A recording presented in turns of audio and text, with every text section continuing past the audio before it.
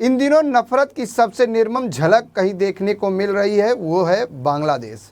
महिलाओं के चेहरे पर डर, बच्चों की खामोशी और बुजुर्गों की बेबसी ये बताने के लिए काफ़ी है कि पड़ोसी देश के हालात कितने खराब हैं। एक अच्छे कल के लिए बांग्लादेश की भीड़ ने शेख हसीना की सत्ता को उखाड़ फेंका, लेकिन आज इस देश में जो हो रहा है उसने भविष्य को कभी सवाल खड़े कर दिए हैं।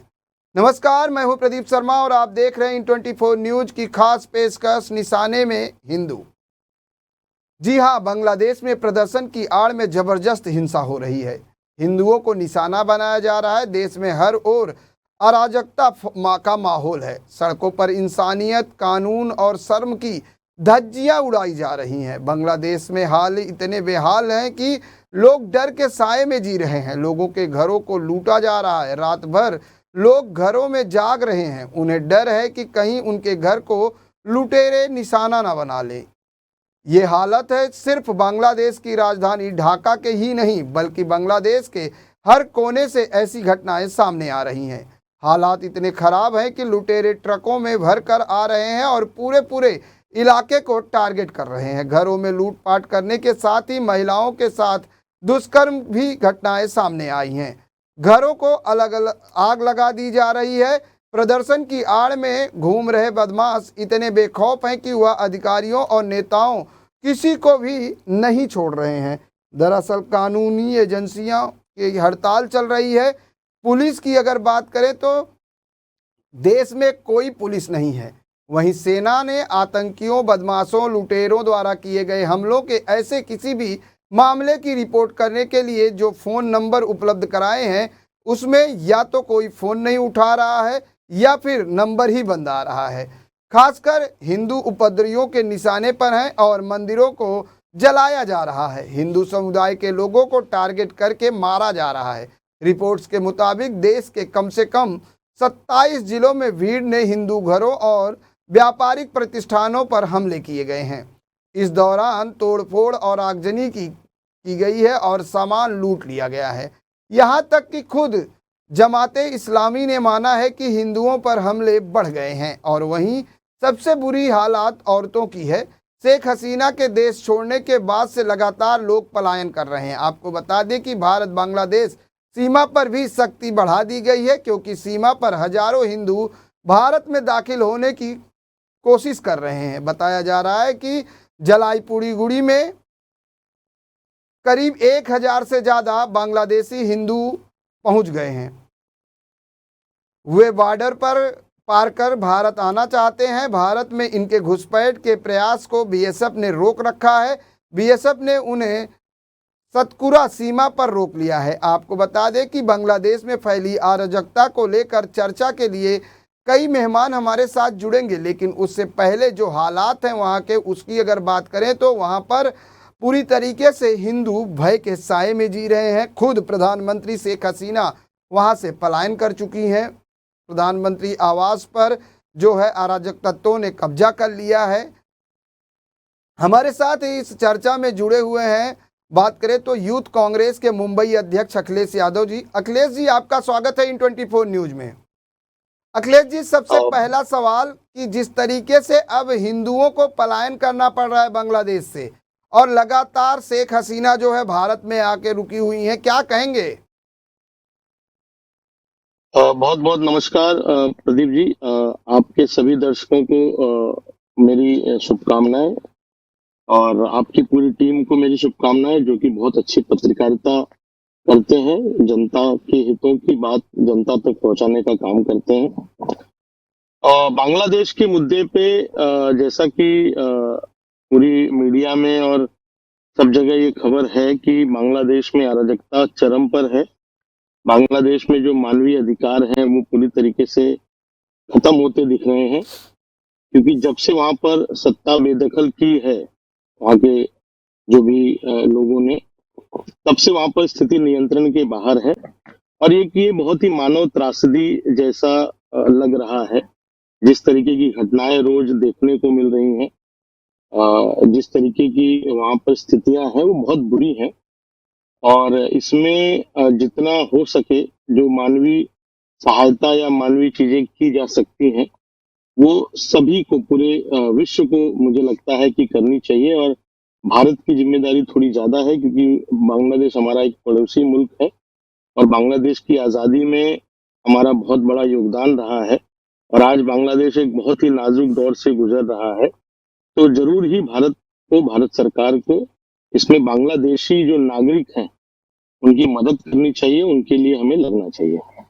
जिस तरह से बांग्लादेश से हिंदुओं पर हो रहे अत्याचार के कई वीडियो सोशल मीडिया पर वायरल हो रहे हैं अखिलेश जी, उसमें सबसे बड़ा सवाल यह है कि महिलाओं के साथ दुष्व्यवहार किया जा रहा है, दुष्कर्म किया जा रहा है, लूटपाट की जा रही है। ऐसे में क्या लगता है कि प्रशासन और पुलिस कितना सक्रिय दिखाई दे रही है? ये बहुत ही दुर्भाग्यपूर्ण है।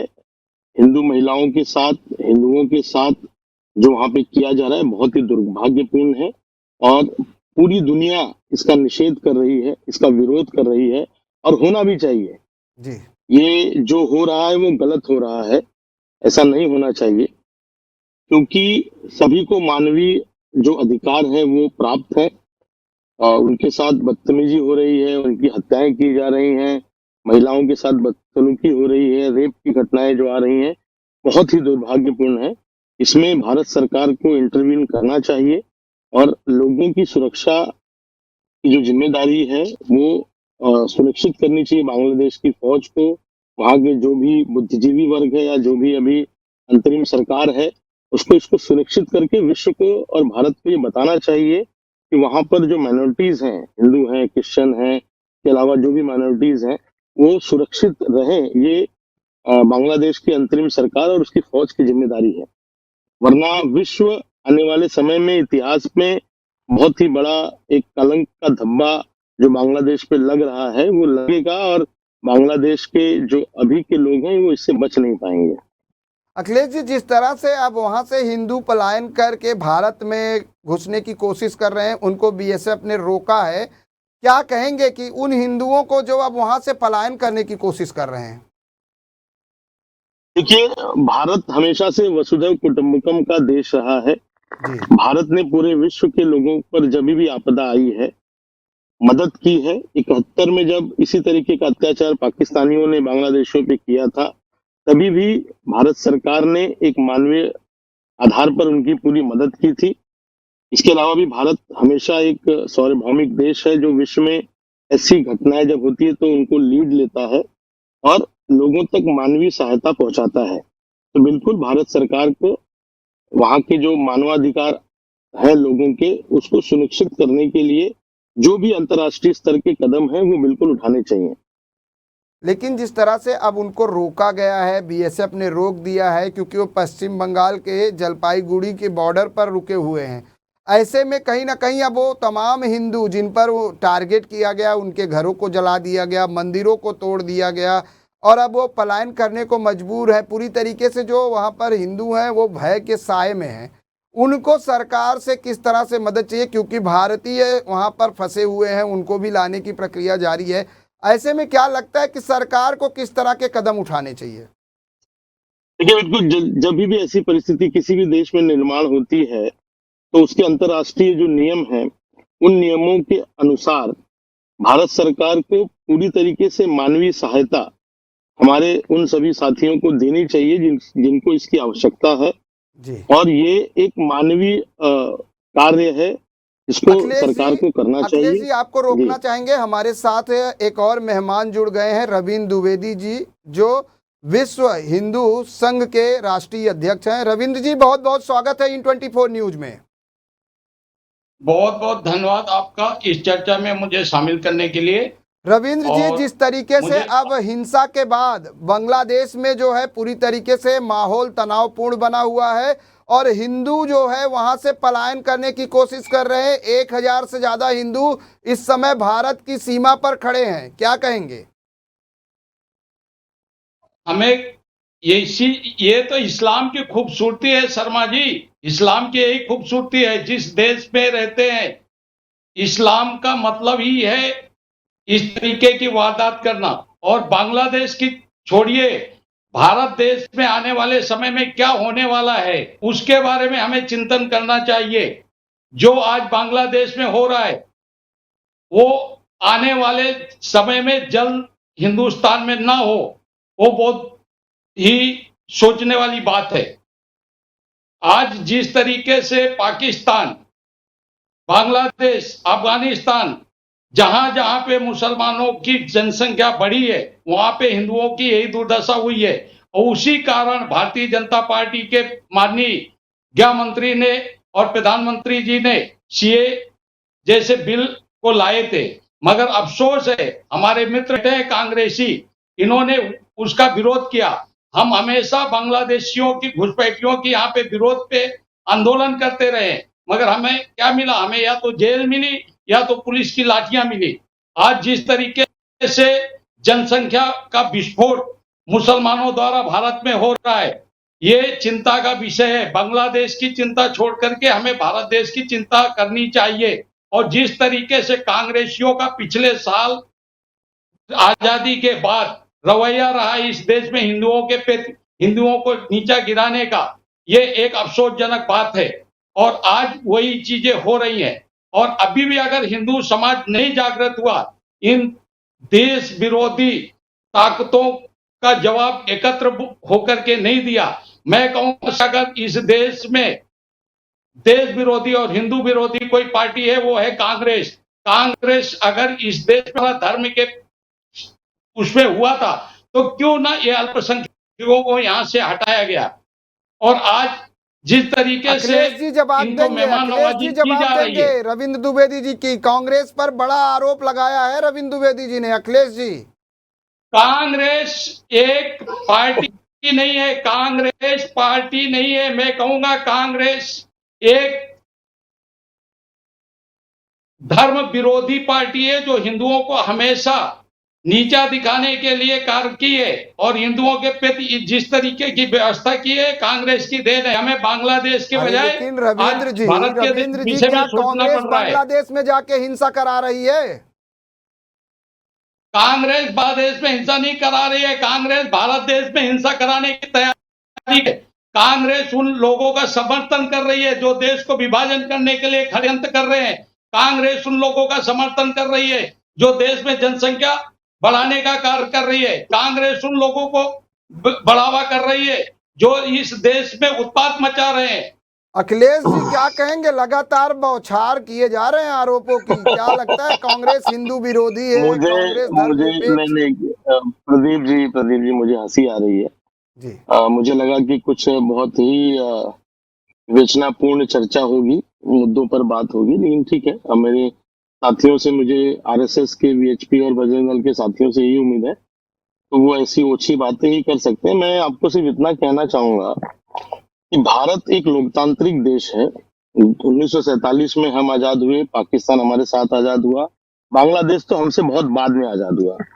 आप पाकिस्तान की स्थिति देख लीजिए, आप बांग्लादेश की स्थिति देख लीजिए, आप हमारे बगल में श्रीलंका है उसकी स्थिति देख लीजिए, और अब भारत देश की स्थिति देख लीजिए। आज भारत मजबूती से दुनिया को लीड कर रहा है, तो कहीं ना कहीं ये जो यादव जी, कांग्रेस के भारत हमारे देश की स्थिति अभी इसलिए इस तरीके है बोल क्योंकि लेने यहाँ पे दीजिए, सुन लीजिए, यहाँ पे अभी हिंदू बहुसंख्यक है। जिस दिन हिंदुओं के बराबर इनकी संख्या होगी, सुनिए ना भैया, मेरे को बोल लेने दीजिए ना प्लीज।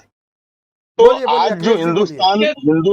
हिंदुस्तान जो खड़ा है हिंसक और होता दुनिया था, को लीड तो कर रहा आज है, बांग्लादेश की इंडिया प्रधानमंत्री जो यहाँ पे भारत शरण नहीं लेती थी। देश को, जिस तरीके से हमेशा कांग्रेसियों ने आप ही हिंदुओं बोल को लो, बदनाम किया है, आप ही हिंदुओं के रविंद्र साथ जी, अत्याचार रविंद्र किया है, जी, रविंद्र जी, कांग्रेसी नीति है। अखिलेश जी की इसलिए बात पूरी होने दीजिए। रविंद्र जी बोलिए। अखिलेश जी, रविंद्र जी पहले सुन जी लेते हैं। धन्यवाद। अखिलेश जी आपके सवालों का जवाब दे रहे हाँ, हैं।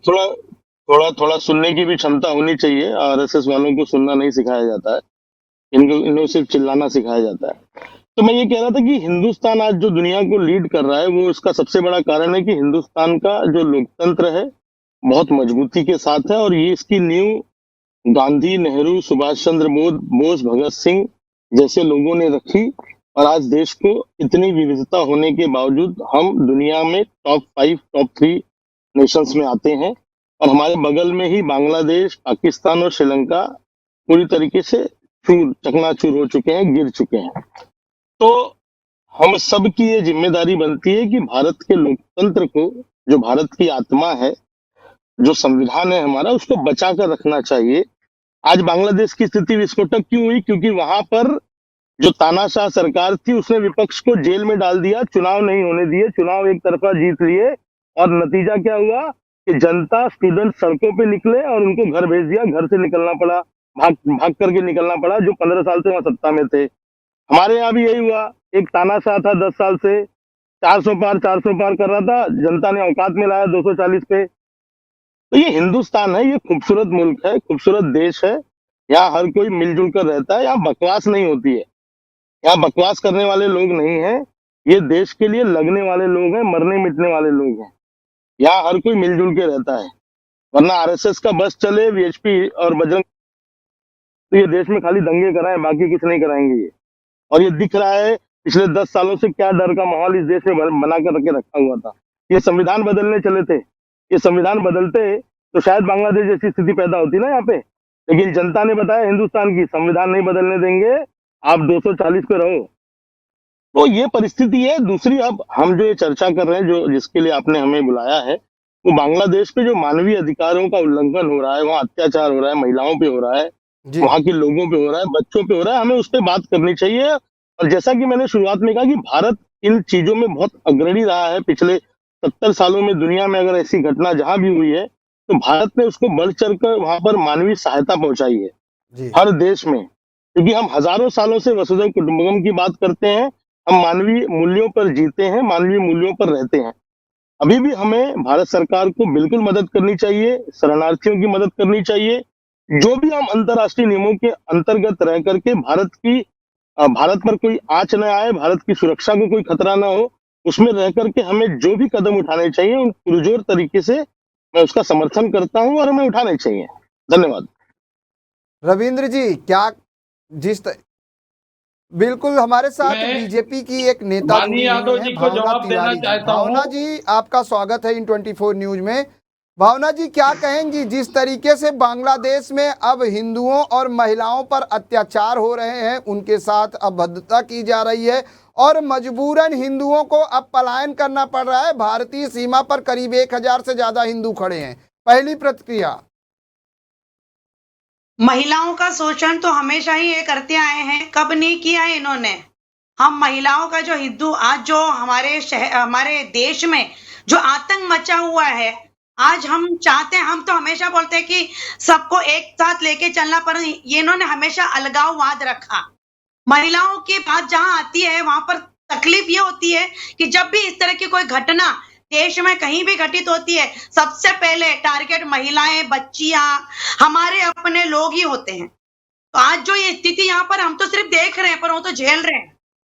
हमने हमेशा सबका स्वागत किया। भारत देश की हमारी सबसे बड़ी खूबी ये रही कि हमने सबका स्वागत किया, परंतु इस स्वागत का जो दुरुपयोग हुआ है, हमारे ही लोगों को हमारे हिंदुस्तान से पलायन करके यहाँ रहना पड़ रहा है, यह कहीं ना कहीं हमारे लिए बहुत ही दुखद है। आज सुबह मैंने न्यूज में देखा, एक 6 महीने की 7 महीने की बच्ची एक कोने में पड़ी है और वहां पर सब तोड़फोड़ हो रही है और बच्ची के सर से रक्त बह रहा है और कुछ लोग आकर उसको चेक कर रहे हैं आगे पीछे। वो सीन मुझे देखा नहीं गया। कहीं ना कहीं मानवता को शर्मसार कर रही है घटना। कब तक इस तरह का अत्याचार हमारे देश, हमारे हिंदुस्तान की महिलाएं झेलेगी?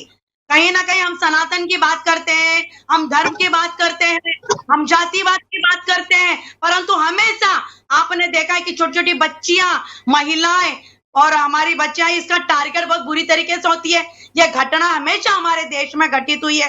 हमेशा हमारे देश ने शांति रखने के लिए लोगों को कहा है, हमेशा भड़काऊ चीजें न करने को कहा, पर जिन बच्चियों के साथ और जिन महिलाओं के साथ यह अत्याचार होकर निकल जाता है, ये कुछ दिन की बात होती है, फिर ये कुछ ना कुछ अलग ही मोड़ पे जाता है। पर कब तक हम महिलाएं इस घटना को झेलेगी और कब तक इस अत्याचार को सहन करती रहेगी? रविंद्र जी, जिस तरीके से वहां पर शेख हसीना जो वहां की प्रधानमंत्री थी, अब उन्होंने इस्तीफा दे दिया है और वहां पर अंतरिम सरकार का गठन भी हो गया है, लेकिन उनके बांग्लादेश छोड़ने के बाद वहां पर हिंदुओं को और भी ज़्यादा प्रताड़ित किया जा रहा है और मजबूरन उनको अब पलायन करना पड़ रहा है और जो वहां रुके हैं वो पूरी तरह से भय के साए में हैं। आखिर हिंदुओं पर इस तरह का अत्याचार कब तक होगा? देखिए शर्मा जी, ये इस्लाम की खूबसूरती है और जहां पे इस्लामिक लोग 20% के ऊपर हुए, तो पहले तो जो अन्य दूसरे मजहब या धर्म को मानने वाले लोग हैं उनको टारगेट करते हैं, उनके साथ अत्याचार करते हैं। इसके बाद वो आपस में भी लड़ते हैं। इस्लामिक जो भी देश हैं कहीं पे भी ये स्वतंत्र से लोगों को नहीं रहने देते। ये इस्लाम की खूबसूरती है। इसीलिए हम ऐसे लोगों का हमेशा विरोध करते रहे हैं और करते रहेंगे।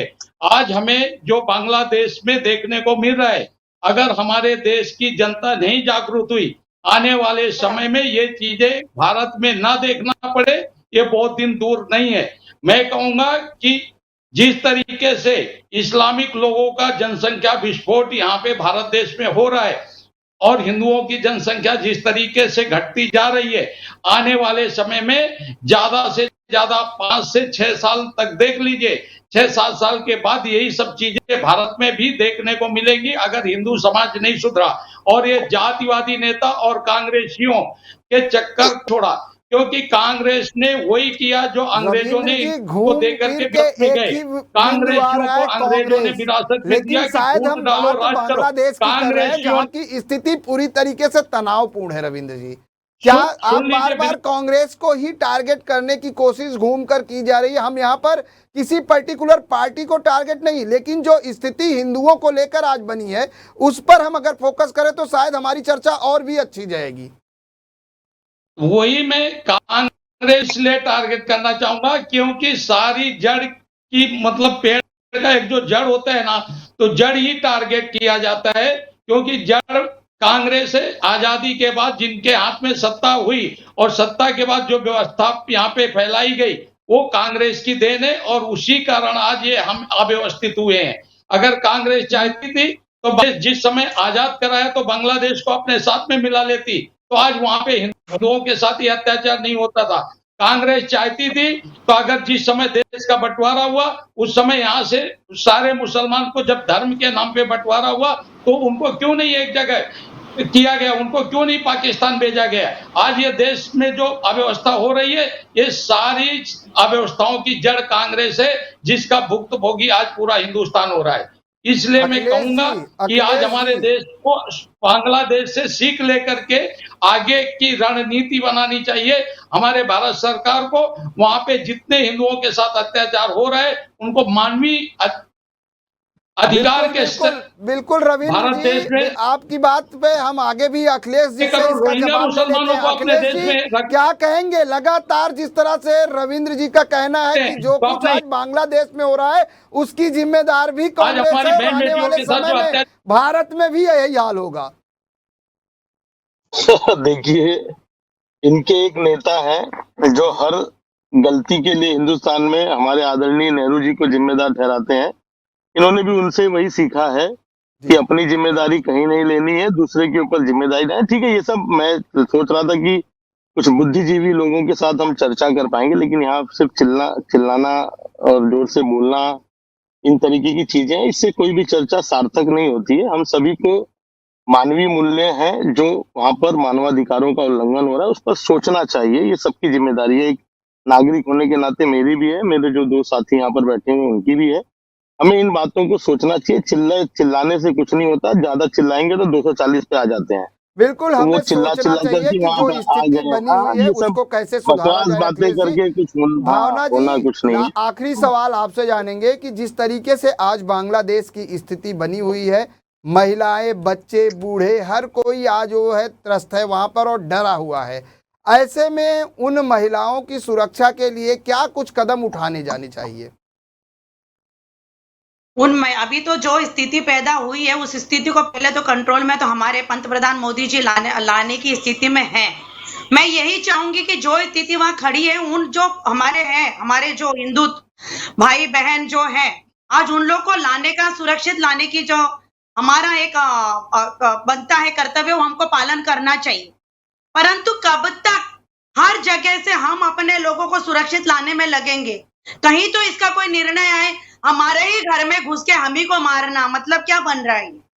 हम स्वागत कर रहे हैं और आप आके हमको ही खत्म करके हमको ही अपने घर से भगा रहे हैं और हमको ही जा जाके कहीं ना कहीं आसरा ढूंढना पड़ रहा है। ये सारी चीजें कब तक देखी जाएगी? आप कहीं भी देखिए ना, कुछ भी होता है तो सबसे पहले टारगेट हम ही होते हैं। हमने तो कभी देश से इनको नहीं निकाला। ऐसा कोई कानून लाइए ना, ये हमको निकालते हैं ना, हम भी इनको निकाले, ऐसा कोई कानून लाइए। हर इंसान अपनी जगह पे जाकर रहे। हमारी महिला, हमारी बच्चियां कितनी बार जब पाकिस्तान में जब अलग हुए थे भारत से, तब भी हमारी कितनी बच्चियां पाकिस्तान में रह गई थी। क्या हाल हुआ था उनका, हमारी हिंदू बच्चियों का। आज वही हाल बांग्लादेश में हो रहा है। कुछ राजनीतिक लोगों की वजह से आज हमारा बांग्लादेश हमारे देश से अलग हुआ, जो इस तरह की स्थिति झेल रहे। आप बोल रहे कि ये बांग्लादेश भी कुछ दिन में पाकिस्तान बन जाएगा, तो हमारी चुप्पी कब तक ये चीजों को झेले। हमारे बिल्कुल, अभी लेकिन इस देश तरीके से भावना जी जो स्थिति बनी हुई है वो काफ़ी भयावह है और हिंदुओं को लगातार वहां पर टारगेट किया जा रहा है और आने वाले समय में लगातार भारत में भी अलर्ट जारी कर दिया गया है। सीमाओं पर जो है बीएसएफ के जवान तैनात हैं। हालांकि अब पलायन करने के लिए हिंदू समाज के लोग वहां से मजबूर हो गए हैं। आप तीनों लोगों का इस चर्चा में शामिल होने के लिए बहुत बहुत धन्यवाद। रविंद्र जी आपका, अखिलेश जी आपका और भावना जी आपका। जिस तरीके से बात करें, बांग्लादेश में हिंदुओं पर हो रहे अत्याचार के वीडियो मीडिया पर वायरल हो रहे हैं। हाल ही में बांग्लादेश की एक हिंदू महिला ने आप बीती सुनाई थी, जिसका वीडियो सामने आया था। महिला ने बताया था कि मैं घर का कोई भी मेंबर पिछले 1 हफ्ते से बाहर नहीं निकला है, यहाँ तक कि हमारी रसोई में सामान खत्म हो चुका है। नमक के साथ चावल उबाल कर देर दोपहर खाते हैं ताकि रात में भूख न लगे, फिर रात में पहरा देते हैं। पहले आदमी जागते थे, लेकिन अब हमारी पारी है और हमें पकड़ लिया गया है। कुल मिलाकर बांग्लादेश में आए राजनीतिक भूचाल और हिंसा की आग पार्लियामेंट से लेकर घरों को भी झुलसा रही है। दंगाइयों के लिए हिंदू माइनॉरिटी सॉफ्ट टारगेट हैं। घर दुकान जलाए जा रहे हैं और मंदिर तोड़े जा रहे हैं। भीड़ की भीड़ उन बस्तियों पर हमला कर रही है जहां हिंदू आबादी है। बहरहाल अब देखना यह होगा कि भारत सरकार बॉर्डर पर बैठे बांग्लादेश के अल्पसंख्यक समुदाय की सुरक्षा के लिए क्या कुछ ठोस कदम उठाएगी। पूरी दुनिया की निगाहें बांग्लादेश पर हैं। भारत समेत दुनिया भर के ताकतवर मुल्कों को बांग्लादेश में शांति स्थापित करने के लिए कदम उठाना चाहिए। फिलहाल इस पेशकश में इतना ही। बाकी खबरों के लिए देखते रहें IN24 न्यूज़। मुझे यानी प्रदीप शर्मा को पूरी टीम के साथ दीजिए इजाज़त। नमस्कार।